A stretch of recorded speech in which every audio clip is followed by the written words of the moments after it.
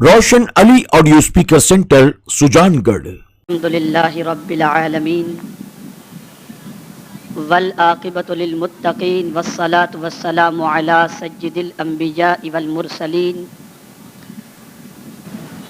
وعلی آلہ واصحابہ الطیبین الطاہرین، اما بعد فاعوذ باللہ من الشیطان الرجیم، بسم اللہ الرحمن الرحیم۔ قال رسول اللہ صلی اللہ تعالی علیہ وسلم: ثلاث نفر یظلهم اللہ تحت ظل عرشہ یوم لا ظل الا ظلہ، المتوضئ فی المکارہ والماشی الی المساجد فی الظلم ومطعم الجائع، صدق رسول اللہ صلی اللہ تعالی علیہ وسلم۔ الصلاۃ والسلام علیک یا رسول اللہ، الصلاۃ والسلام علیک یا حبیب اللہ، الصلاۃ والسلام علیک یا نبی اللہ، الصلاۃ والسلام علیک یا نور اللہ، صلی اللہ تعالی علیہ وسلم۔ میرے پیارے آقا صلی اللہ تعالی علیہ وسلم کے پیارے دیوانوں، میں نے جس حدیث مبارکہ کی تلاوت کا شرف حاصل کیا، اللہ عز و جل اس کے متعلق مجھے حق کہنے اور آپ سب کو حق سننے کی توفیق عطا فرمائے۔ ایک طویل سفر کے بعد اور طویل غیر حاضری کے بعد آپ کے سامنے دوبارہ حاضر ہونے کا شرف حاصل ہو رہا ہے۔ الحمدللہ آپ حضرات کو اس بات کا علم ضرور ہوگا کہ پیغام سنی دعوت اسلامی کو پہنچانے کی غرض سے امریکہ کی سرزمین پر 3 ہفتے کے لیے جانا پڑا، اور الحمدللہ یہ میرے آقا صلی اللہ تعالی علیہ وسلم کا کرم خاص ہے کہ امریکہ کے بے شمار شہروں میں لوگ سنی دعوت اسلامی کو دل و جان سے قبول کر چکے ہیں، اور یہ جان کر آپ کو بے پناہ مسرت ہوگی کہ شکاگو میں انٹرنیشنل میلاد النبی کانفرنس کا انعقاد ہوا، جس میں کویت سے شیخ رفاعی، بغداد مقدس سے شیخ معصوم نقشبندی، اسی طریقے سے الجزائر، سودان اور مختلف ممالک کے علماء میرے آقا صلی اللہ علیہ وسلم کی میلاد پاک کے جشن کے اندر شریک ہو کر اس دیار غیر میں دنیا والوں کو یہ بتا رہے تھے کہ سرکار کی میلاد پاک منانا نہ شرک ہے نہ بدعت ہے۔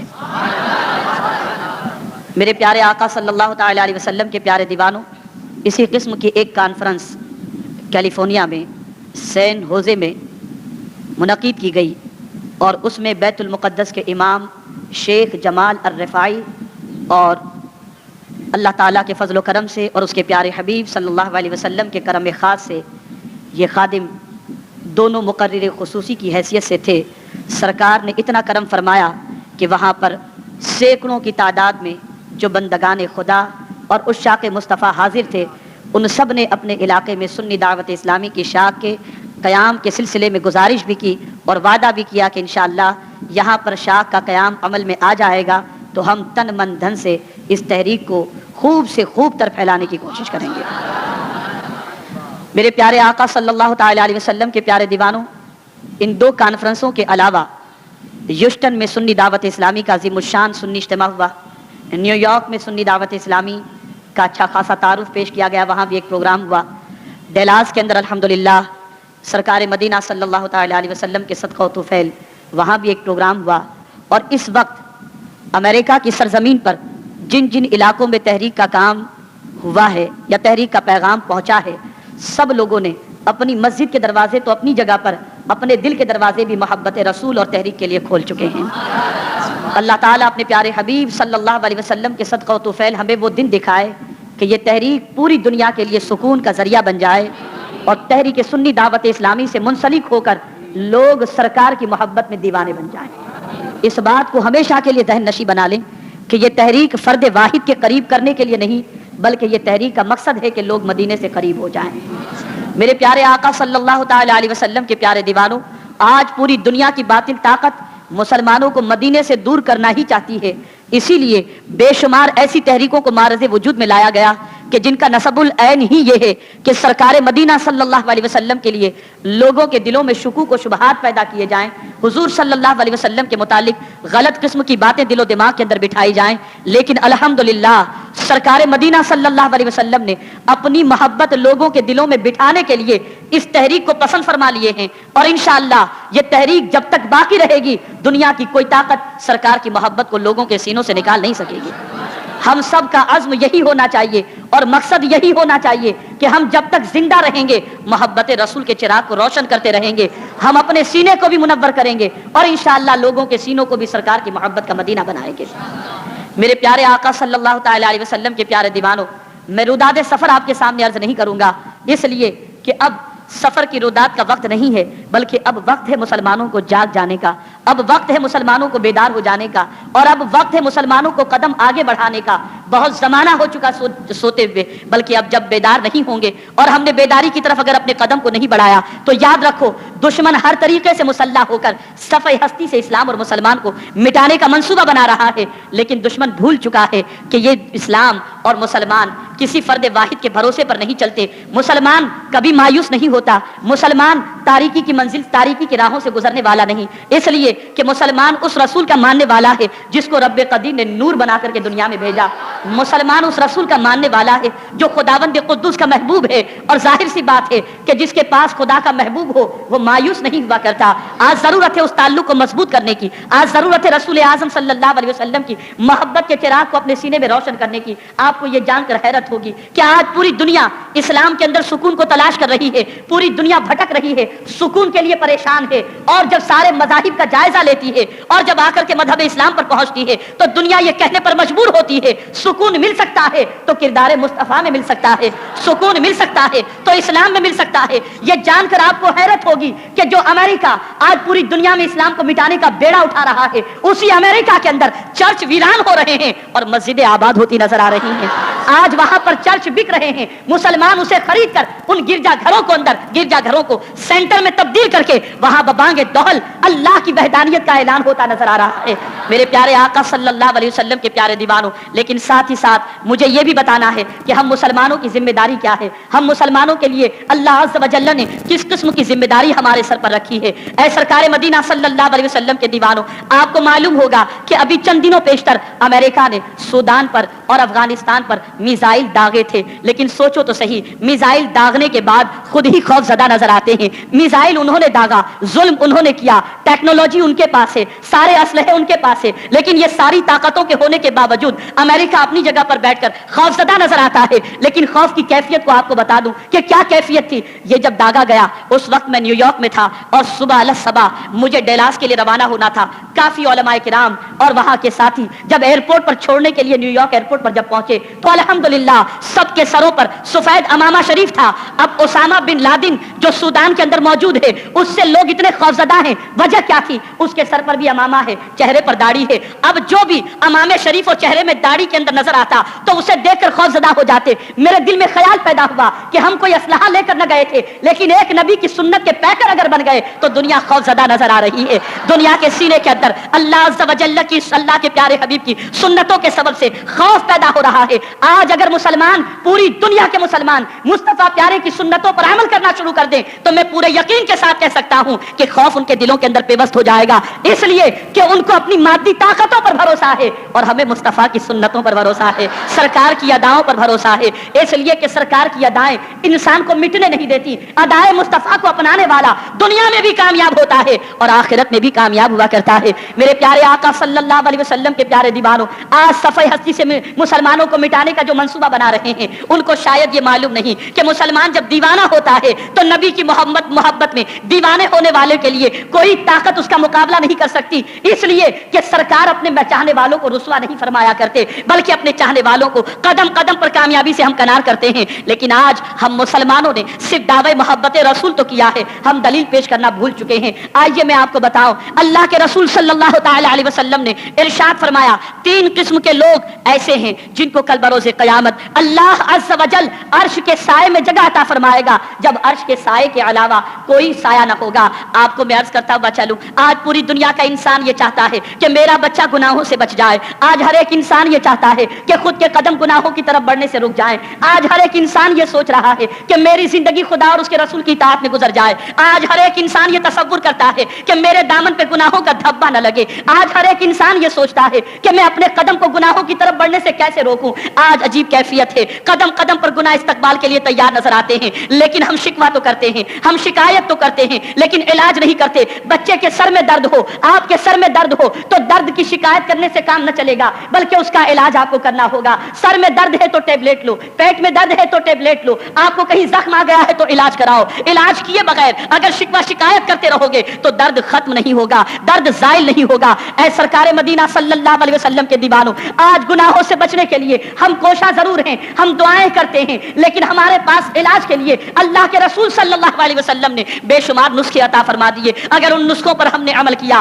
تو ہمارے قدم گناہوں کی طرف بڑھنے سے رک جائیں گے اور ہمارے قدم نیکیوں کی طرف بڑھتے چلے جائیں گے۔ اللہ کے رسول صلی اللہ علیہ وسلم نے فرمایا 3 قسم کے لوگ کل بروز قیامت عرش کے سائے میں ہوں گے، جب عرش کے سائے کے علاوہ کوئی سایہ نہ ہوگا۔ میرے آقا صلی اللہ علیہ وسلم نے ان میں سے پہلے خوش نصیب کا جب تذکرہ فرمایا تو ارشاد فرماتے ہیں المتوضئ فی المکارہ، ناگواری کے عالم میں وضو کرنے والا، ناگواری کے عالم میں اگر کوئی وضو کرتا ہے تو سرکار مدینہ صلی اللہ علیہ وسلم ارشاد فرماتے ہیں کہ ایسے بندے مومن کو میرا پروردگار عرش کے سائے میں جگہ عطا فرمائے گا۔ میں آپ سے عرض کرتا ہوا چلوں کہ دیکھیے وضو کے کتنے فائدے ہیں، وضو کے کتنے فائدے ہیں۔ آپ ذرا سوچو، آپ وضو جب کرتے ہیں تو آپ جسم کے عضو کو دھوتے ہیں، مختلف اعضاء کو دھوتے ہیں، کبھی چہرے کو دھوتے ہیں، کبھی کلی کرتے ہیں، کبھی ہاتھوں کو دھوتے ہیں، کبھی ناک میں پانی چڑھاتے ہیں، کبھی سر کا مسح کرتے ہیں، کبھی پیروں کو دھوتے ہیں۔ یقیناً یہ سارے اعضاء کو آپ دھوتے ہیں۔ اللہ کے رسول صلی اللہ علیہ وسلم نے ارشاد فرمایا کہ ان عضو کو دھونے کے سبب سے پروردگار ان اعضاء کے گناہوں کو معاف فرما دیتا ہے،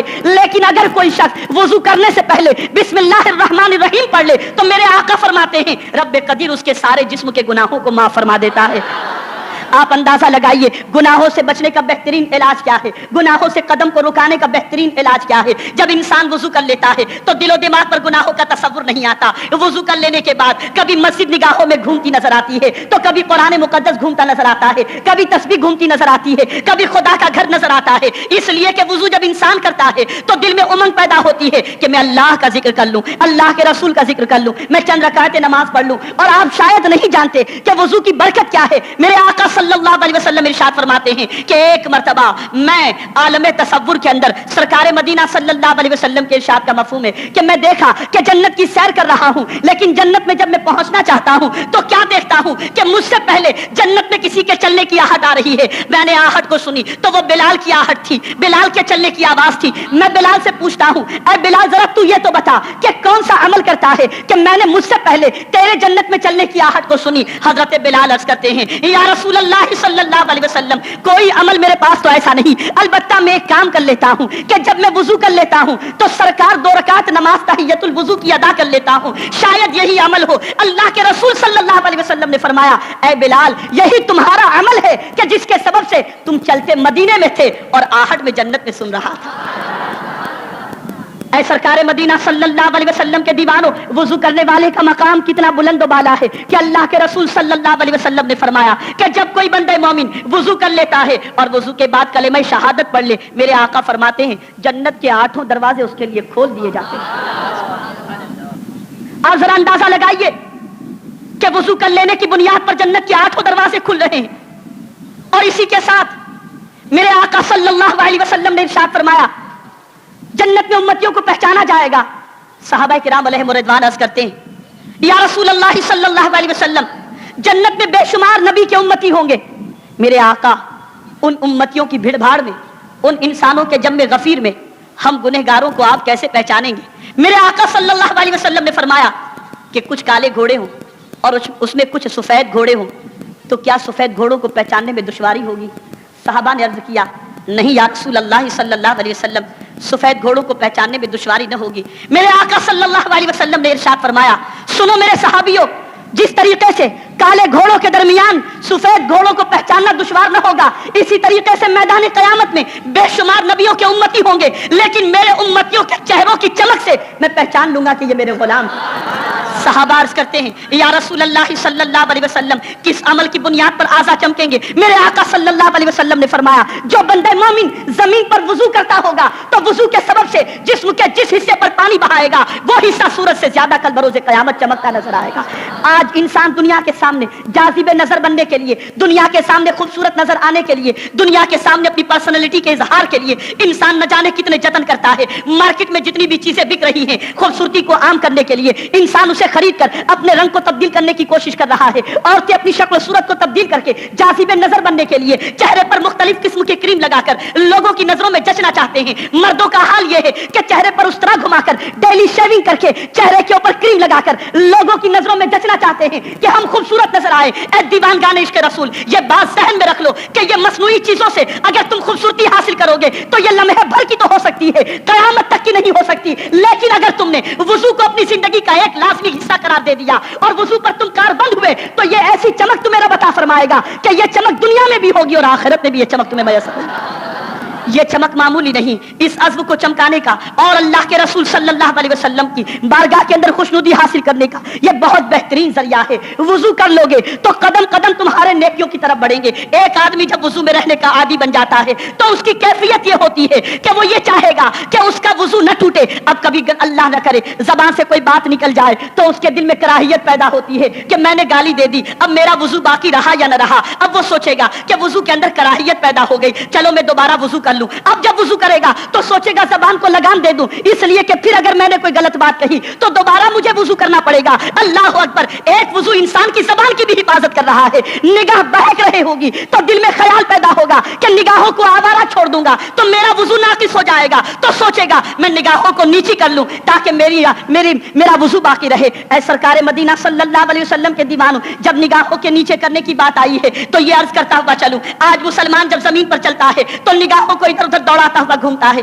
نگاہوں سے نہ جانے کتنے گناہ کرتا ہے، نگاہوں کو آوارہ چھوڑ کر انسان گناہوں کے دلدل میں پھنستا نظر آتا ہے۔ جب نگاہ بہکتی ہے تو جسم بہکتا ہے، جب نگاہ بہکتی ہے تو عقل بہکتی ہے، جب نگاہ بہکتی ہے تو دل بہکتا ہے، جب نگاہ بہکتی ہے تو قدم بہکتا ہے، اور جب نگاہ محفوظ ہوتی ہے تو دل بھی محفوظ ہوتا ہے، زبان بھی محفوظ ہوتی ہے۔ مجھے اس وقت اعلیٰ حضرت عظیم البرکت امام عشق و محبت کنز الکرامت امام احمد رضا خان محدث بریلوی علیہ الرحمت والرضوان کے بچپن کا ایک واقعہ یاد آ رہا ہے۔ کم سین تھے، ننھے تھے، بریلی کی گلی میں جا رہے تھے، لمبا کرتا زیب تن کیے ہوئے تھے، ایک طوائف سامنے سے آ رہی تھی، آپ نے اچانک اپنے کرتے کو اونچا کر لیا، دونوں آنکھوں کی طرف کرتے کو رکھ دیا۔ اس خاتون نے کہا اے احمد رضا یہ کیا کر رہے ہو؟ جس کو چھپانا چاہیے اسے تم نے کھول دیا اور آنکھوں پر تم نے کرتا رکھ لیا۔ امام عشق و محبت جواب دیتے ہیں سن لے، اگر نگاہ بہک گئی تو وجود بہک جائے گا، اس لیے میں پہلے اپنی نگاہوں کی حفاظت کرتا ہوں۔ یاد رکھو مومن نگاہوں کو آوارہ نہیں چھوڑا کرتا، مومن نگاہوں کو بیکار نہیں گمایا کرتا۔ آپ کو شاید نہیں معلوم، دشمنان اسلام ہمیشہ آوارہ بنانے کے لیے نگاہوں کے سامنے ایسے مناظر پیش کرنے کے منصوبے بناتے ہیں کہ انسان قدم قدم پر نگاہوں کو آوارہ بنا دے۔ اور شاید آپ کو نہیں معلوم ہوگا کہ جب بیت المقدس فتح ہونے والا تھا اور بیت المقدس کی چابی جب مجاہدین اسلام کے سپرد کیا جانے والا چابی کی جانے والی تھی تو اس وقت دشمنان اسلام نے یہودی عورتوں سے کہا تھا کہ جب مجاہدین اسلام کی فوج بیت المقدس کے لیے بڑھے تو تم اپنے حسن کو اپنی کھڑکی کے باہر سے ظاہر کرنا تاکہ جب مجاہدین تمہاری خوبصورتی کو دیکھیں تو بیت المقدس کو بھول جائیں۔ تو سپہ سالار نے یہی کہا تھا اے مجاہدین جب تم شہر کے اندر داخل ہو تو نگاہ اونچی نہ ہو، نگاہ تمہاری نیچی ہونی چاہیے۔ اللہ اکبر، جب مجاہدین اسلام شہر میں داخل ہوتے ہیں تو نگاہیں جھکی ہوئی تھی، ان نگاہوں کو جھکی ہوئی دیکھ کر عورتیں اپنے حسن پر افسوس کرتی نظر لگا رہی تھی اور کہہ رہی تھی پتہ نہیں یہ مسلمان کس کے حسن میں گم ہیں کہ ہمیں دیکھنے کو تیار نہیں. بے ساختہ ایک مجاہدین نے کہہ دیا, ایک مجاہد نے کہہ دیا, جس کی نگاہوں کے اندر گنبد خضرا سمایا ہوا ہو, بیت المقدس سمایا ہوا ہو, وہ عورتوں کے حسن پر اپنے ایمان کو بیچا نہیں کرتا. یاد رکھو, جب ہماری نگاہیں محفوظ تھیں ہمارے قدم بھی محفوظ تھے, جب ہماری نگاہیں محفوظ تھیں ہمارے اعضاء بھی محفوظ تھے, جب ہماری نگاہیں محفوظ تھیں تو بیت المقدس کے فاتح ہم ہی ہوا کرتے تھے. لیکن جب سے نگاہیں آوارہ بنی اور وجود آوارہ بن گئے, دنیا کے اندر ذلت اور رسوائی مقدر بن گئی. اے سرکار مدینہ صلی اللہ علیہ وسلم کے دیوانوں, حضرت حسن بصری رضی اللہ تعالیٰ عنہ کی بارگاہ میں ایک شخص نے عرض کیا, یا امام یہ تو بتائیے کہ میری بڑی عجیب عادت ہے, بہت بڑا گناہ مجھ سے سرزد ہوتا ہے. ارشاد فرماتے ہیں وہ کون سا گناہ ہے؟ عرض کرتا ہے حضور میں اس گناہ سے بچنا چاہتا ہوں. فرماتے ہیں بتا کیا بات ہے؟ عرض کرتا ہے حضور میری نگاہ ہمیشہ آوارہ رہتی ہے, میں نکلتا ہوں تو میری نگاہیں بھٹک جاتی ہیں, ادھر ادھر کے نظارے میں مصروف ہو جاتا ہوں. کوئی مجھے نسخہ بتائیے کہ جس کے سبب سے میں اپنی نگاہوں کی حفاظت کر سکوں. حضرت حسن بصری رضی اللہ تعالیٰ عنہ نے فرمایا کہ سن, جب تیری نگاہ بہک رہی ہو, کسی اور طرف تیری نگاہ اٹھے تو دل میں خیال پیدا کرنا تو کہیں دیکھ رہا ہے اور تیرا مولا تجھے دیکھ رہا ہے. اللہ اکبر, یہ بات دل پر اثر کر گئی. اس کے بعد چند دنوں کے بعد حضرت حسن بصری رضی اللہ تعالیٰ عنہ کی خدمت میں جب وہ شخص حاضر ہوتا ہے تو بے ساختہ پکار اٹھتا ہے, یا حسن بصری آپ نے جو نسخہ بتایا اب تو نگاہ اٹھتی ہی نہیں ہے, نگاہ ہمیشہ جھکی ہی رہتی ہے, اس لیے کہ میں جانتا ہوں کسی بھی حال میں رہوں میرا رب مجھے دیکھ رہا ہے, احکم الحاکمین مجھے دیکھ رہا ہے. یاد رکھو, نگاہوں کو اگر محفوظ رکھنا ہے تو وضو کے عادی بن جاؤ, نگاہوں کی حفاظت کرنی ہے تو وضو کے پابند بن جاؤ. تمہارے جسم کا ایک ایک عضو تمہیں گناہوں سے روکتا نظر آئے گا, اس لیے کہ وضو کوئی معمولی عمل نہ سمجھنا. وضو کی برکتیں یہ ہیں کہ مصطفیٰ پیارے صلی اللہ علیہ وسلم ارشاد فرماتے ہیں کہ جو شخص وضو کی حالت میں اس دنیا سے کچھ کر جائے میرا پروردگار اسے شہادت کا مرتبہ عطا فرماتا ہے. آپ ذرا سوچو اور غور کرو, حضرت ابو ہریرہ رضی اللہ تعالی عنہ, اللہ کے رسول صلی اللہ علیہ وسلم کے عاشق, جب وضو کرتے تو آستین کو یہاں تک چڑھا لیتے اور ہاتھ دھوتے تو یہاں تک دھوتے. لوگوں نے کہا اے ابو ہریرہ یہ کیا کر رہے ہو, کونیوں تک ہاتھ دھونا فرض ہے, یہ اوپر تک کیوں دھو رہے ہو؟ اللہ اکبر.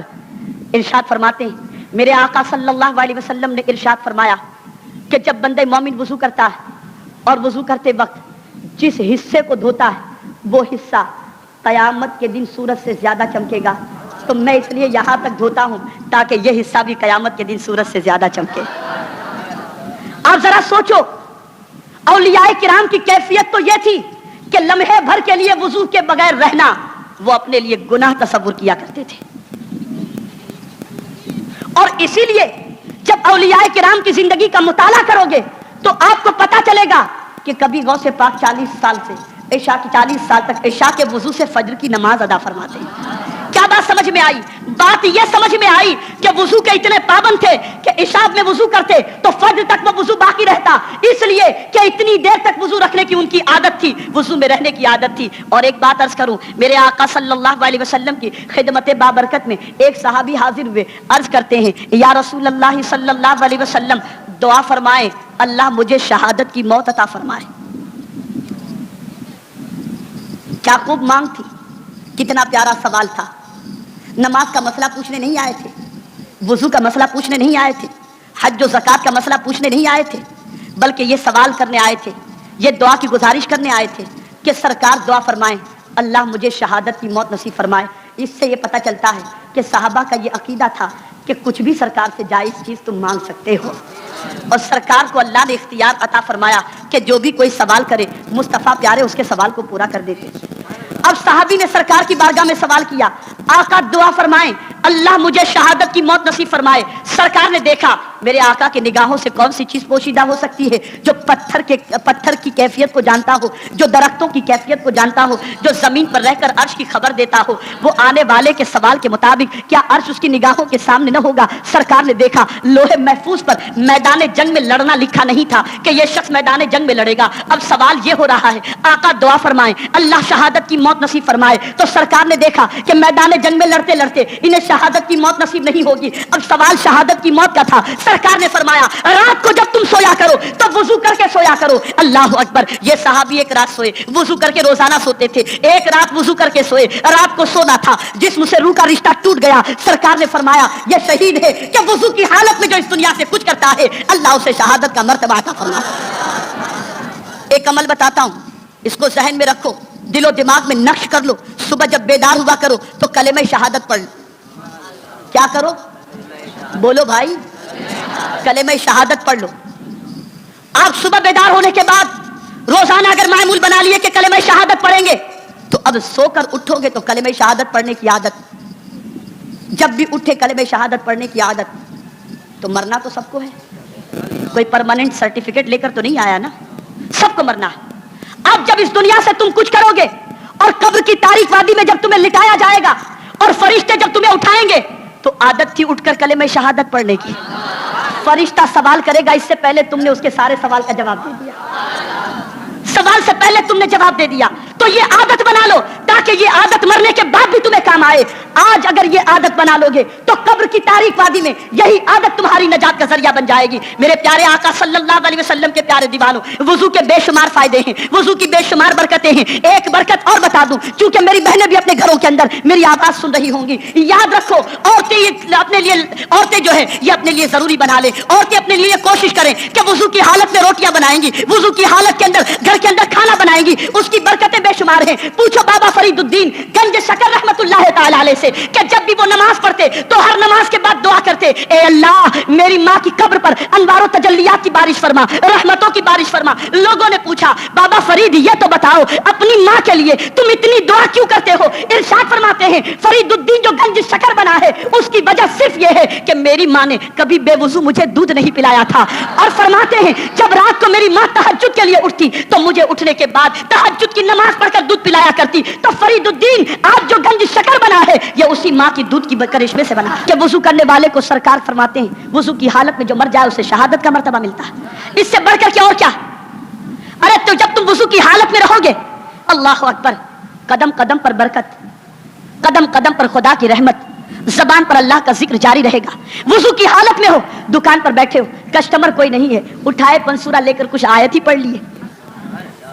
وضو کی حالت میں ہو, پکچر کے پوسٹر کو دیکھنے کی طبیعت نہ چاہے گی.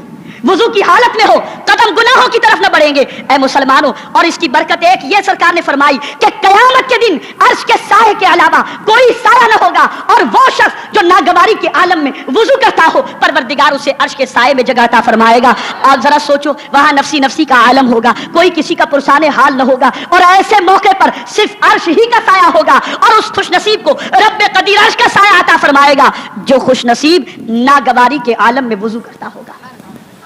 بتائیے وضو کی پابندی کریں گے آپ؟ ہمیشہ وضو میں رہنے کی عادت بنائیں گے انشاءاللہ. ادھر وضو ٹوٹا, ادھر وضو بنا لو. اور وضو پر اگر آپ نے وضو بنا لیا کہ عصر کا وضو آپ کا ہے اور مغرب کی نماز آپ نے پڑھنی ہے, یقیناً اس وضو سے آپ کی نماز تو ہو جائے گی, لیکن آپ نے سوچا چلو تازہ وضو کر لو. اللہ اکبر, میرے آقا فرماتے ہیں الوضو علی الوضو نور علی نور. سرکار فرماتے ہیں وضو پر وضو کرنا یہ تو نور علی نور. تو اے سرکار مدینہ صلی اللہ علیہ وسلم کے دیوانوں, گناہوں سے بچنے اور نیکیوں سے قریب ہونے کے لیے بہترین علاج یہ ہے کہ وضو کی عادت بنا لو. کوشش کریں گے نا انشاءاللہ, پابندی کریں گے اس کی انشاءاللہ. انشاءاللہ اس کی بے شمار برکتیں آپ کو میسر ہوں گی. اور سرکار مدینہ صلی اللہ علیہ وسلم نے دوسرا خوش نصیب جس کے سلسلے میں فرمایا والماشی الی المساجد فی الظلم. 3 قسم کے لوگوں کو عرش کے سائے میں جگہ ملے گی. ایک ناگواری کے عالم میں وضو کرنے والا, اور دوسرا والماشی الی المساجد فی الظلم, رات کی تاریکی میں مسجد کی طرف پیدل جانے والا. اللہ اکبر. مخبر صادق صلی اللہ علیہ وسلم کا یہ ارشاد ہے, سرکار جانتے ہیں کہ انسان کبھی رات کو ٹہلنے کے لیے نکلنے کا خیال دل میں لاتا ہے. اب رات کو نکلنا ہی ہے تو ادھر ادھر کے لیے نہ نکلو, مسجد کے لیے نکلو. کہ اگر تم نے رات کی تاریکی میں مسجد کی طرف پیدل چلنے کا عزم کیا اور تم نکلے تو یہ چلنے کو معمولی نہ سمجھنا, یہ چلنا اتنا مبارک ہے کہ عرش کے سائے میں تمہیں جگہ مل جائے گی, عرش کے سائے میں جگہ ملے گی. اس لیے آپ یاد رکھیں کہ رات کی تاریکی میں گناہوں کے لیے نکلنے کی ضرورت نہیں, کہ گناہوں کے لیے نکلو گے تو دل بھی تاریک ہوگا اور قبر بھی تاریک ہوگی اور آخرت کے اندر تاریکی کی منزل سے گزرنا ہوگا.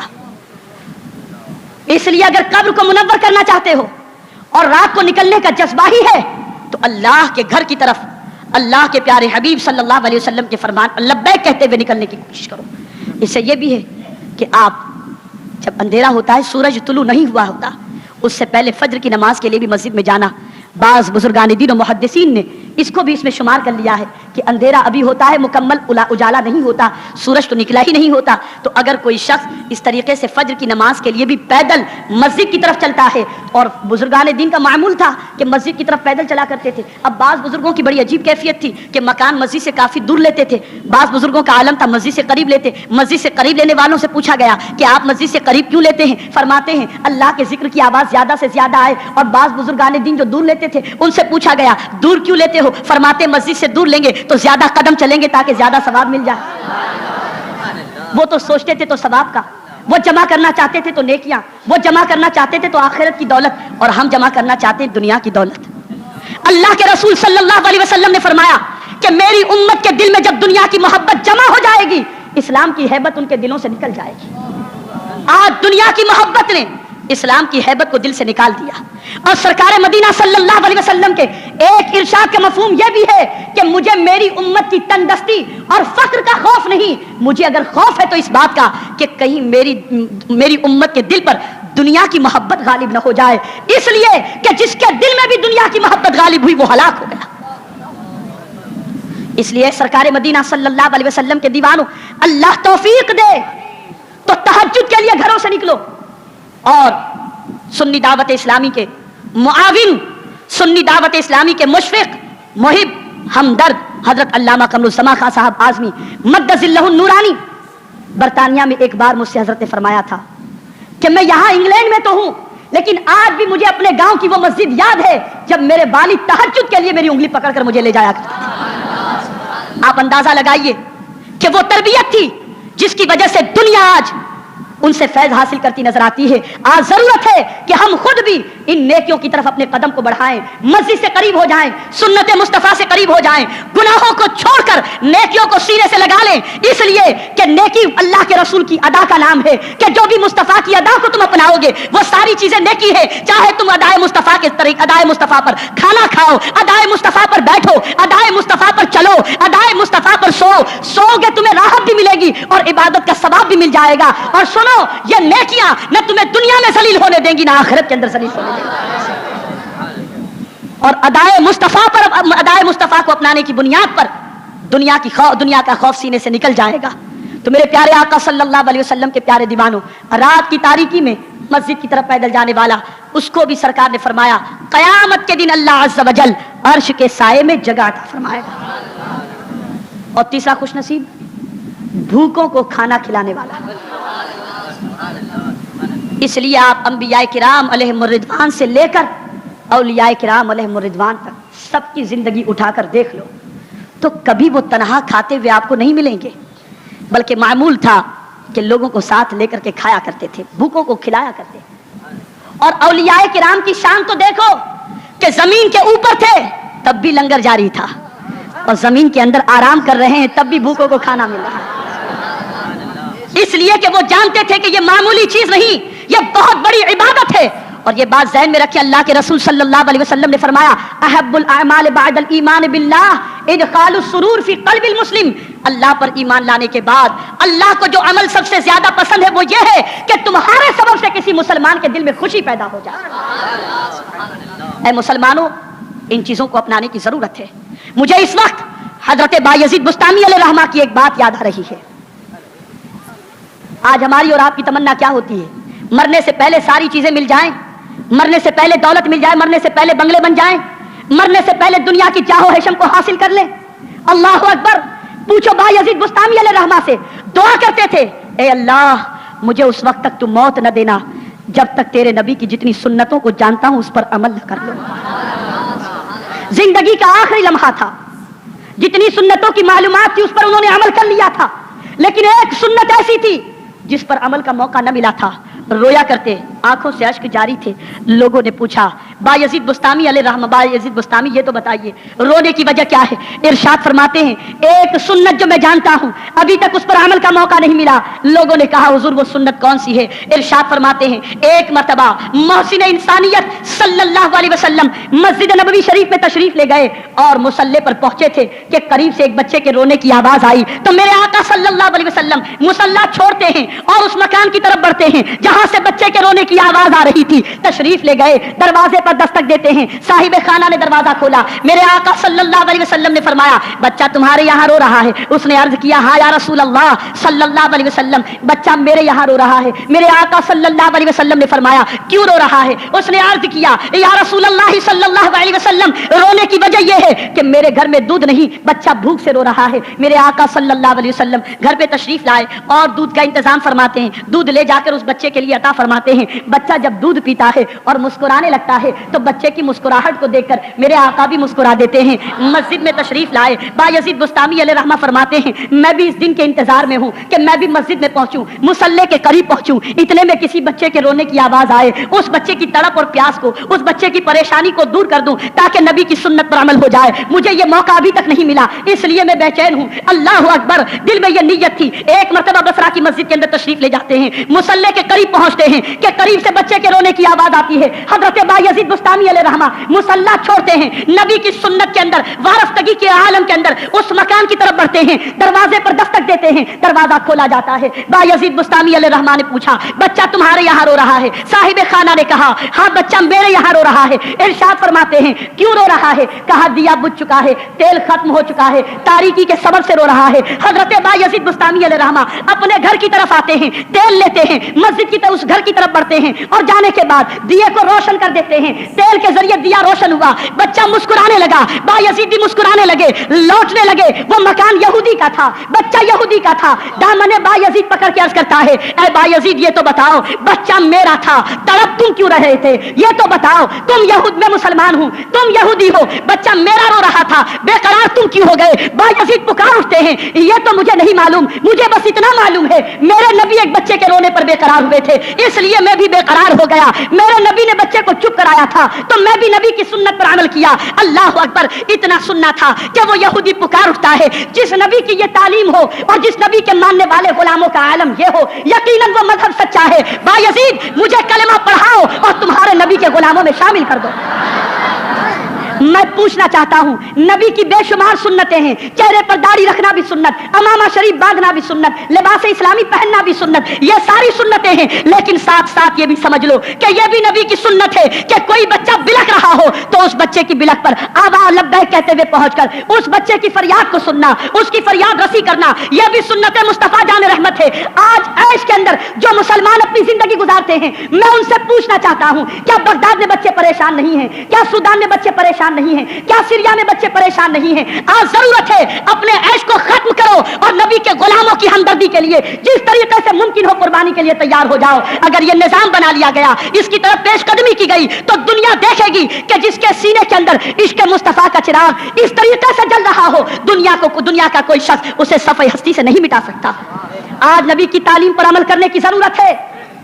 داڑھی رکھنے میں نہ شرماؤ، سرکار کی سنتوں پر عمل کرنے میں نہ شرماؤ، نمازوں کی پابندی کے اندر نہ شرماؤ. یہ نہ سوچو دنیا کیا کہے گی. یہ باطل سامراجی قوتوں کا منصوبہ ہے کہ مسلمانوں کے دلوں کے اندر نبی کی سنت پر عمل کرنے کے اندر ہچکچاہٹ پیدا کر دو. لیکن جس کے سینے میں عشق مصطفیٰ ہو وہ چاند تو دے سکتا ہے، نبی کی سنت کے خلاف عمل نہیں کر سکتا.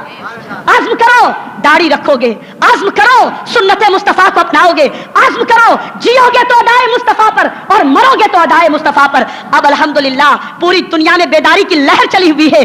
یقیناً مایوسی تو اس وقت ہوتی ہے. ایک مثال کر کے اپنی گفتگو کو ختم کرتا ہوں. انسان مایوس کب ہوتا ہے؟ آپ کو بتاؤ، ایک شخص بیمار ہے اور بیمار کے آپ جب عیادت کے لیے آپ پہنچے، اب آپ نے دیکھا کہ تھوڑی دیر پہلے نبض چل رہی تھی، سانس بھی وہ لے رہا تھا، آنکھیں بھی کھلی تھی اور ساری چیزیں تھی، تو آپ کو امید کی کرن نظر آتی ہے. لیکن جب سانس اس کی رک جاتی ہے اور جسم سے روح جدا ہو جاتی ہے تو انسان مایوس ہو جاتا ہے.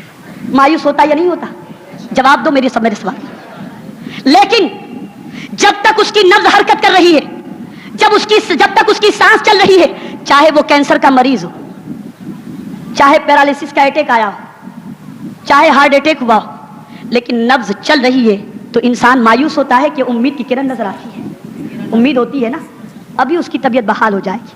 ہم نے تو بے شمار ایسے حالات دیکھے کہ بس اب روح قبض ہوگی کہ تھوڑی دیر میں قبض ہوگی، اور اللہ نے اثر نو ایسی زندگی عطا فرمائی کہ وہ تندرست ہو کر بے شمار سالوں تک اس کی زندگی ہے، بے شمار سالوں تک جی۔ تو اگر نبض حرکت کر رہی ہے تو امید ہوتی ہے اس کے زندہ ہے کہ نہیں؟ امید ہوتی ہے کہ روح بصحت ہو سکتا ہے۔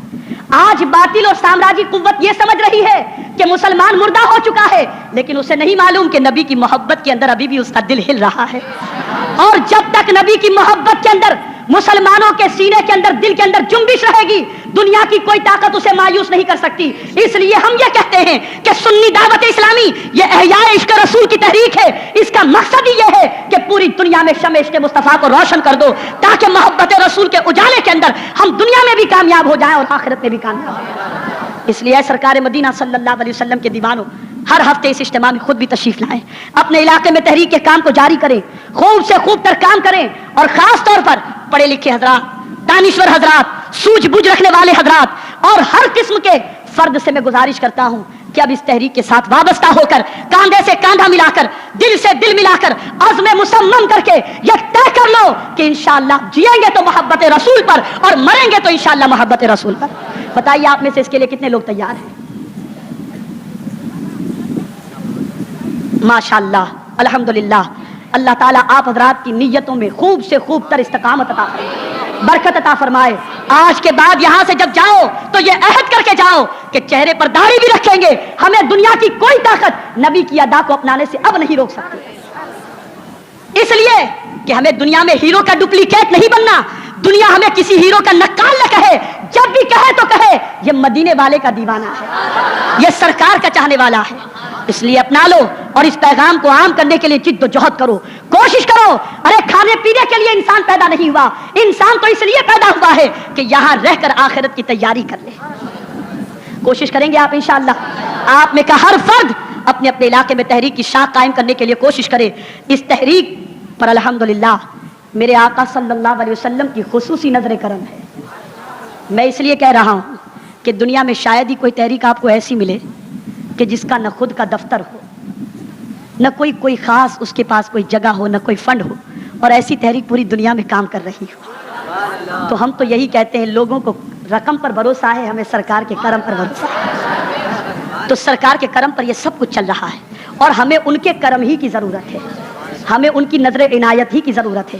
ہمیں تو اب دنیا کو بتانا ہے کہ ہر محاذ پر تم نے ہمارا خزانہ چھین کر ہمیں ہی زیر کرنے کی کوشش کی، اب ہم تمہیں بتائیں گے کہ علم ہمارا خزانہ ہے، علم ہماری دولت ہے، عمل ہماری دولت ہے، اقتدار ہماری دولت ہے۔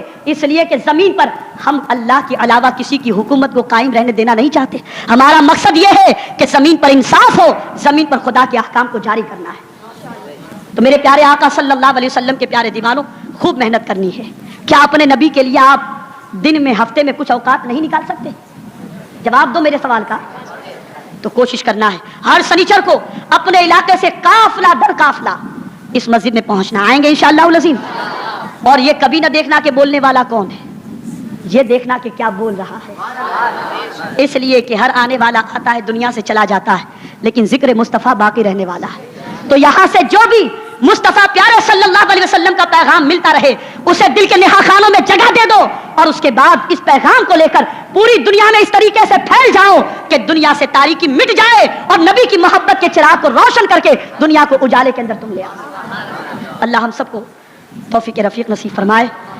وما علینا الا البلاغ المبین۔ السلام علیکم ورحمۃ اللہ وبرکاتہ۔ السلام علیکہ یا رسول اللہ، الصلاۃ والسلام علیکہ یا حبیب اللہ، الصلاۃ والسلام علیکہ یا نبی اللہ، الصلاۃ والسلام علیکہ یا نور اللہ، صلی اللہ تعالی علیہ وسلم۔ میرے پیارے آقا صلی اللہ تعالی علیہ وسلم کے پیارے دیوانوں، ذکر الہی کے بعد اب دعا کا وقت بچاتا ہے۔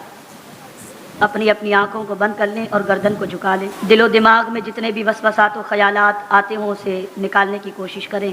تصور کریں کہ اس وقت ہم اسماعیل حبیب مسجد میں نہیں بلکہ مسجد نبوی شریف میں موجود ہیں. اے کاش پروردگار ہمیں ہمیشہ مدینے کے تصور میں گم رہنے کی توفیق نصیب فرمائے. میرے پیارے آقا صلی اللہ تعالی علیہ وسلم کے پیارے دیوانوں، رب قدیر کے ارشاد پر لبیک کہتے ہوئے اپنے گناہوں کی بخشش کی بھیک مانگنے سرکار مدینہ صلی اللہ علیہ وسلم کی سنہری جالیوں کی طرف بڑھیں اور اس واقعے کو یاد کریں کہ ایک بدوی صحابی جب ان کے پاس دوسرے صحابی پہنچتے ہیں اور عرض کرتے ہیں کہ اللہ عز و جل کی طرف سے سرکار مدینہ صلی اللہ علیہ وسلم پر یہ آیہ کریمہ نازل ہوئی، وَلَوْ أَنَّهُمْ إِذْ ظَلَمُوا أَنفُسَهُمْ جَاءُوكَ فَاسْتَغْفَرُوا اللَّهَ وَاسْتَغْفَرَ لَهُمُ الرَّسُولُ لَوَجَدُوا اللَّهَ تَوَّابًا رَحِيمًا. تو وہ صحابی اپنے گناہوں کی بخشش کی معافی طلب کرنے کے لیے سرکار مدینہ صلی اللہ علیہ وسلم کی بارگاہ کے لیے عازم سفر ہوئے. جب اپنے دیہات سے نکل کر مدینہ منورہ پہنچے تو میرے آقا صلی اللہ علیہ وسلم ظاہری طور پر پردہ فرما چکے تھے. تو وہ صحابی سرکار مدینہ صلی اللہ علیہ وسلم کے مزار اقدس کے قریب ادب و احترام سے یوں عرض کرتے ہیں کہ سرکار میں تو اس آیت پر لبیک کہتے ہوئے بخشش کی بھیک مانگنے کو حاضر ہوا ہوں. آقا میں اپنے گناہوں سے سچے دل سے توبہ کرتا ہوں. میرے سرکار آپ بھی میری بخشش کی دعا فرما دیجئے. تھوڑی دیر گزری تھی، قبر انور سے آواز آتی ہے، اے میرے جانثار، آج تو اگر میری ساری امت کی بخشش کی دعا کرتا تو میں ساری امت کی مغفرت فرما دیتا.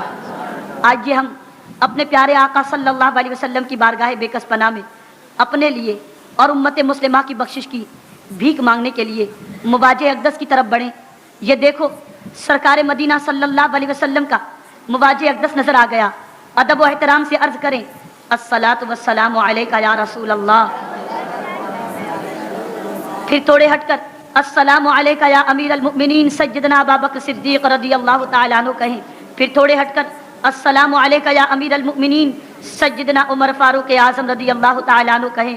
پھر واپس اپنے پیارے آقا کے مواجہ اقدس کے سامنے آئیں.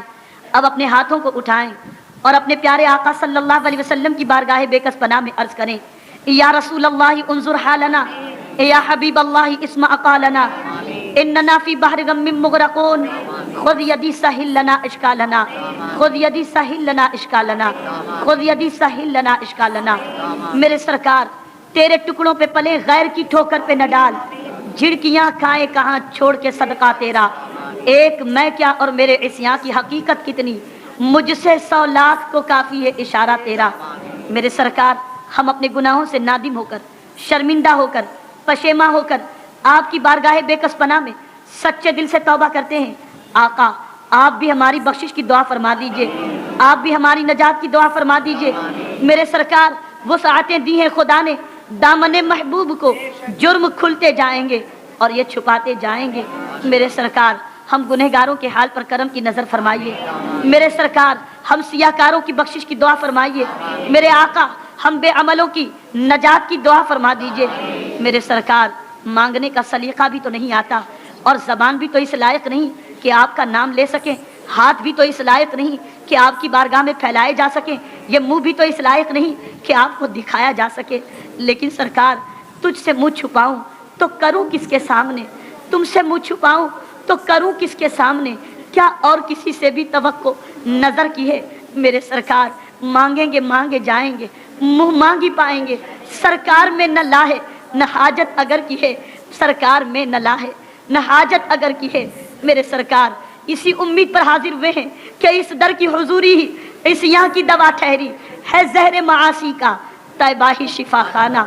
میرے سرکار سلیقہ مانگنے کا ہم گواروں میں کہاں آقا، سلیقہ مانگنے کا ہم گواروں میں کہاں آقا. بس اتنا بہت ہے بھیک میں اپنی خوشی دے دو، بس اتنا بہت ہے بھیک میں اپنی خوشی دے دو، بس اتنا بہت ہے بھیک میں اپنی خوشی دے. میرے سرکار بس آپ راضی ہو جائیں. میرے آقا آپ سے آپ کی رضا کا سوال کرتے ہیں, آپ سے آپ کی خوشی کا سوال کرتے ہیں. میرے سرکار ہم سے آپ راضی ہو جائیں گے تو رب بھی راضی ہو جائے. ہم تسلیم کرتے ہیں ہمارا کوئی عمل ایسا نہیں جو آپ کو راضی کر سکے, لیکن میرے سرکار یہاں پر آپ کے بے شمار دیوانے اس جب میں غفیر میں موجود ہیں. کوئی تو ایسا ہوگا کہ جو آپ کی بارگاہ کا مقبول ہوگا. میرے سرکار بس اس کے سبب سے آپ راضی ہو جائیں. میرے سرکار اس کی ادا کے سبب سے آپ راضی ہو جائیں. ننھے ننھے بچے بھی آج کے اس روح پرور سنی اجتماع میں موجود ہیں, اور میرے سرکار اس وقت بے شمار آپ کے دیوانے گنبد خضرا کو تکتے ہوں گے. کوئی آپ کی سنہری جالی کے قریب ہوگا, کوئی آپ کی بارگاہ میں مدینے میں تڑپ رہا ہوگا, کوئی آپ کی یاد میں آنسو بہا رہا ہوگا. میرے سرکار آپ کے وہ مقبول امتی جن سے آپ راضی ہیں, ان کی رضا کے صدقے میں آپ ہم سے راضی ہو جائیے. میرے سرکار آپ کی رضا والے کام کی بھیک عطا فرما دیجئے, آپ کے رضا والے کام کی عنایت عطا فرما دیجئے. میرے سرکار آپ ہم سے راضی ہو جائیں. میرے سرکار آپ ہم سے راضی ہو جائیں. میرے سرکار آپ ہم سے راضی ہو جائیں. میرے سرکار آپ تو ماں سے زیادہ مہربان ہیں. ایک بچہ اگر کوئی جرم کرتا ہے اور اقرار جرم کر کے ماں کی گود میں سر رکھ دیتا ہے تو ماں اس کی لغزشوں کو معاف کر دیتی ہے, اسے تسلی دیتی ہے, اسے ڈھارس بندھاتی ہے, اسے سہارا دیتی ہے. میرے سرکار آج یہ آپ کے گنہگار امتی سارے دروازوں کو چھوڑ کر آپ کی بارگاہ بے کس پناہ میں اپنے گناہوں سے نادم ہو کر حاضر ہو چکے ہیں. میرے سرکار اگر آپ ٹھکرا دیں گے تو کہاں جائیں گے؟ میرے سرکار آپ ہمیں اپنی پناہ میں لے لیجئے. میرے سرکار آپ اپنے دامن میں جگہ عطا فرما دیجئے. میرے سرکار آپ نے جس لائق ہم نہ تھے اس لائق آپ نے بنایا. آپ نے اپنی سنتوں کے کام کے لیے ہمارا انتخاب فرمایا. میرے سرکار ہم اس لائق تو نہ تھے لیکن آپ کے کرم نے اس لائق بنایا. میرے آقا میرے سرکار ہمیں علم و عمل کی بھیک بھی عطا فرما دیجئے, ہمیں دین کے کام کے لائق بھی بنا دیجئے. ہمیں ایسی توفیق کی دعا عطا فرمائیے کہ ہم جئیں تو آپ کی محبت کے چراغ کو روشن کرنے میں, اور اس دنیا سے جائیں بھی تو محبت رسول کے چراغ کو روشن کرتے ہوئے جائیں. میرے سرکار میرے آقا آپ ہم سے راضی ہو جائیں. یا ارحم الراحمین, یا ارحم الراحمین, یا ارحم الراحمین. تیرے پیارے حبیب کے صدقے میں گناہوں کو معاف فرما. اللہم اغفر ذنوبنا یا غفار الذنوب. اللہم اغفر امت محمد صلی اللہ علیہ وسلم مغفرة عامہ. یا غفار الذنوب, یا ستار العیوب, یا علام الغیوب, یا کشاف القلوب, یا مقلب القلوب, صرف قلوبنا بطاعتك وطاعت رسولك. اللهم ربنا اغفر لنا ولإخواننا الذين سبقونا بالإيمان ولا تجعل في قلوبنا غلا